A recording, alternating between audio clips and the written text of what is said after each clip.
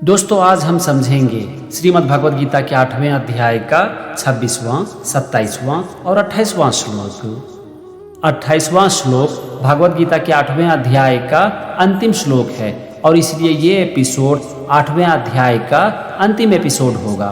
तो चलो शुरू करते हैं और सबसे पहले हम समझते हैं श्रीमद् भगवद गीता के 8वें अध्याय का 26वां श्लोक। यहाँ पर भगवान श्री कृष्ण अर्जुन से कहते हैं, शुक्ल कृष्णे गति ये ते जगतः शाश्वते मते एकया यात्य नावृत्तिम अन्यया वर्तते पुनः।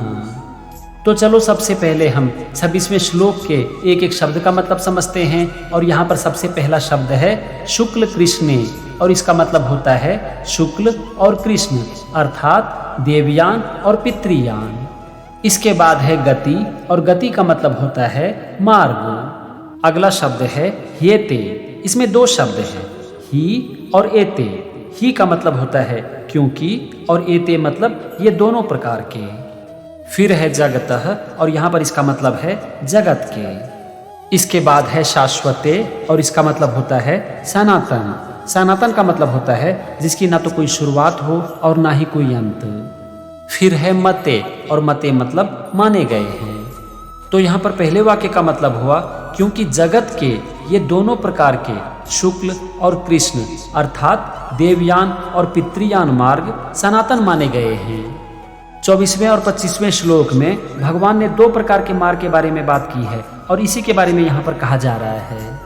चलो अब हम समझते हैं इसी श्लोक के दूसरे वाक्य को और यहाँ पर सबसे पहला शब्द है एकया और इसका मतलब होता है एक के द्वारा। इसके बाद है यात्यनावृत्ति मन्यया वर्तते। इसमें चार शब्द है याति, अनावृत्तिम, अन्यया, आवर्तते। याति का मतलब होता है प्राप्त होता है। अनावृत्तिम मतलब जिससे वापस नहीं लौटना पड़ता है उस परम गति को। अन्यया मतलब दूसरे के द्वारा और आवर्तते मतलब वापस आता है अर्थात जन्म मृत्यु को प्राप्त होता है। और अंतिम शब्द है पुनः और पुनः मतलब फिर। तो यहाँ पर दूसरे वाक्य का मतलब हुआ एक के द्वारा जिससे वापस नहीं लौटना पड़ता है उस परम गति को प्राप्त होता है और दूसरे के द्वारा फिर वापस आता है अर्थात जन्म और मृत्यु को प्राप्त होता है। कहने का मतलब हुआ एक मार्ग जो कि शुक्ल अर्थात देवयान मार्ग है, अगर मनुष्य की आत्मा मृत्यु के बाद उस मार्ग से जाती है तो उसे परम गति की प्राप्ति होती है, यानी कि उसे फिर से जन्म नहीं लेना पड़ता है। और दूसरा मार्ग है कृष्ण मार्ग, पितृयान मार्ग। अगर मृत्यु के बाद मनुष्य की आत्मा उस मार्ग से जाती है तो उसे फिर से वापस आना पड़ता है, यानी कि फिर से उसे जन्म लेना पड़ता है। तो ये था श्रीमद् भगवद गीता के 8वें अध्याय का 26वां श्लोक। चलो हम समझते हैं 27वें श्लोक को। इस श्लोक में भगवान श्री कृष्ण अर्जुन से कहते हैं, नैते श्रुति पार्थ जानन योगी मुह्यति कश्चन तस्मात् सर्वेषु कालेषु योग युक्तो भवार्जुन। इस श्लोक का सबसे पहला शब्द है नैते। इसमें दो शब्द है नौ और एते। नौ मतलब नहीं और एते मतलब इन दोनों। फिर है श्रुति और श्रुति का मतलब होता है मार्गों को। फिर है पार्थ और ये अर्जुन का नाम है। इसके बाद है जानन योगी। इसमें दो शब्द है जानन और योगी। जानन का मतलब होता है जानकर और योगी मतलब योगी। फिर है मुह्यति और मुह्यति का मतलब होता है मोहित होता है। और अगला शब्द है कश्चन और इसका मतलब होता है कोई भी। तो यहाँ पर पहले वाक्य का मतलब हुआ हे पार्थ, इन दोनों मार्गों को जानकर कोई भी योगी मोहित नहीं होता। अब हम समझते हैं दूसरे वाक्य को और यहाँ पर सबसे पहला शब्द है तस्मात् सर्वेषु। इसमें दो शब्द है तस्मात् और सर्वेषु। तस्मात् का मतलब होता है इसीलिए और सर्वेषु मतलब सब। फिर है कालेषु और कालेषु मतलब काल में। अगला शब्द है योग युक्तः और इसका मतलब होता है योग से युक्त। फिर है भव अर्जुना। भव मतलब होता है हो।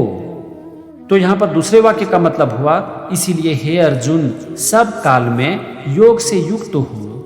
भगवान यहाँ पर कह रहे हैं कि हे अर्जुन तुम सब काल में योग से युक्त हो, मतलब कि हर परिस्थिति में अपनी मानसिक स्थिति को एक समान बनाए रखो, किसी भी चीज़ से मोहित नहीं हो और निरंतर मेरी प्राप्ति के लिए साधना करो। ये था दूसरे वाक्य के एक एक शब्द का मतलब और वाक्य का मतलब। हमने श्लोक के एक एक शब्द को समझ लिया, दोनों वाक्य का भी मतलब समझ लिया। चलो अब हम समझते हैं पूरे श्लोक का मतलब। इस श्लोक में भगवान श्री कृष्ण अर्जुन से कहते हैं कि हे पार्थ, इन दोनों मार्गों को जानकर कोई भी योगी मोहित नहीं होता, इसीलिए तुम सब काल में योग से युक्त हो जाओ। भगवान यहाँ पर कह रहे हैं कि जो योगी होते हैं, जब वो इन दोनों मार्गों को जान लेते हैं तो वो जीवन में कभी भी किसी भी चीज से मोहित नहीं होते। भगवान आगे कह रहे हैं कि हे अर्जुन, तुम भी सब काल में योग से युक्त हो जाओ। ये था श्रीमद् भागवत गीता का 27वां श्लोक और उसका मतलब। चलो अब हम समझते हैं इस अध्याय का 28वां और अंतिम श्लोक। यहाँ पर भगवान श्री कृष्ण अर्जुन से कहते हैं, वेदेषु यज्ञेषु तपःसु चैव दानेषु यत् पुण्य फलम प्रदिष्टम अत्येदि तत्सर्वमिदं विदित्वा योगी परम स्थानमुपैति चाद्यम। इस श्लोक का सबसे पहला शब्द है वेदेषु और इसका मतलब होता है वेदों के पढ़ने में। फिर है यज्ञेषु और इसका मतलब होता है यज्ञों में। इसके बाद है तपःसु और इसका मतलब होता है तपों में। फिर है चैव, इसमें दो शब्द है, चौ और एव। चौ का मतलब होता है और एव मतलब ही। इसके बाद है दानेषु और इसका मतलब होता है दान करने में। फिर है यत पुण्य फलम, इसमें दो शब्द है, यत और पुण्य फलम। यत का मतलब होता है जो और पुण्य फलम मतलब पुण्य का फल। इसके बाद है प्रदिष्टम और इसका मतलब होता है कहा है। तो यहाँ पर पहले वाक्य का मतलब हुआ वेदों के पढ़ने में तथा यज्ञ, तप और दान आदि के करने में जो पुण्य फल कहा गया है।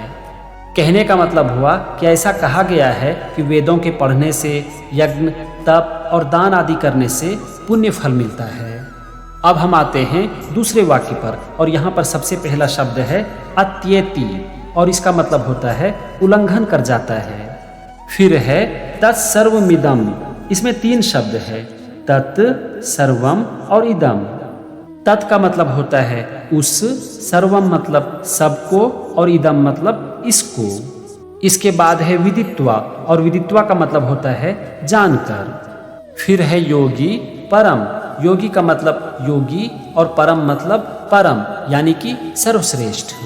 इसके बाद है स्थानमुपैति, इसमें दो शब्द है, स्थानम और उपैति। स्थानम का मतलब होता है स्थान को, पद को और उपैति मतलब प्राप्त होता है। और अंतिम शब्द है चाद्यम, इसमें दो शब्द है, चौ और आद्यम। चौ का मतलब होता है और आद्यम मतलब सनातन। तो यहाँ पर दूसरे वाक्य का मतलब हुआ योगी इसको जानकर उन सब को उल्लंघन कर जाता है और सनातन परम पद को प्राप्त होता है। मतलब कि जो योगी होते हैं वो इसके बारे में जानते हैं कि भगवान की प्राप्ति कैसे होती है, मृत्यु के बाद क्या होता है। वो ये भी जानते हैं कि मृत्यु के बाद किस मार्ग पर चलने से मोक्ष की प्राप्ति होती है और किस मार्ग पर चलने से पुनर्जन्म होता है। ये था दूसरे वाक्य का मतलब। तो अभी तक हमने श्लोक के एक एक शब्द को समझा और दोनों वाक्य को भी समझा। चलो अब हम समझते हैं पूरे श्लोक का मतलब। इस श्लोक में भगवान श्री कृष्ण अर्जुन से कहते हैं कि हे अर्जुन, योगी इसको जानकर वेदों के पढ़ने में तथा यज्ञ, तप और दान आदि करने में जो पुण्य फल कहा गया है उस सब का उल्लंघन कर जाते हैं और सनातन परम पद को प्राप्त करते हैं। मतलब कि जो योगी होते हैं वो भगवत प्राप्ति के बारे में जानते हैं। वो ये भी जानते हैं कि मृत्यु के बाद दो मार्ग होता है, एक मार्ग पर चलकर मोक्ष की प्राप्ति होती है और दूसरे मार्ग पर चलकर पुनर्जन्म होता है। और जब वो इस रहस्य को जान जाते हैं तो फिर वेदों के पढ़ने से, यज्ञ, तप और दान आदि के करने से जो पुण्य के फल की प्राप्ति के बारे में कहा गया है वो उससे भी आगे निकल जाते हैं और सनातन परम पद को प्राप्त कर लेते हैं। ये था श्रीमद् भगवद गीता के 8वें अध्याय का 28वां और अंतिम श्लोक। तो आज हमने समझा श्रीमद् भगवद गीता के 8वें अध्याय का 26वां, 27वां और 28वां श्लोक। और यहाँ पर श्रीमद् भगवद गीता का 8वां अध्याय खत्म होता है। बहुत जल्द हम शुरू करने जा रहे हैं भागवत गीता का 9वां अध्याय। तो मेरे साथ बने रहिए और सीखते रहिए श्रीमद् भागवत गीता। जय श्री कृष्ण।